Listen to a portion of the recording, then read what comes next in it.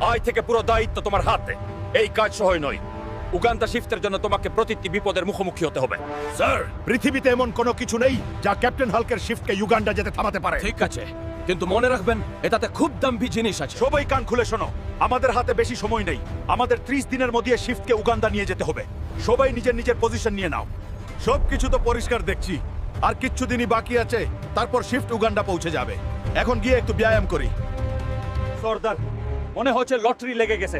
বড় সাইজের cargo shift আমাদের দিকে আসছে। সবাই নিজের নিজের পজিশন নিয়ে নাও। ক্যাপ্টেন, কিছু গুন্ডার শিফট আমাদের এদিকে আসছে। ক্যাপ্টেন, কিছু করুন। আমার ভয় করছে। তুই টেনশন করিস না, আমি দেখছি। তুই তোর পজিশন সাম্ভাল।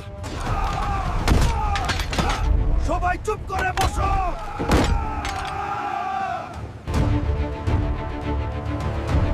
তোর মতো মশাদের এত সহজ যে তুই ক্যাপ্টেন হাল্কের শিফটকে অ্যাটাক করলি। দেখ আজ আমি তোদের সাথে কি করি।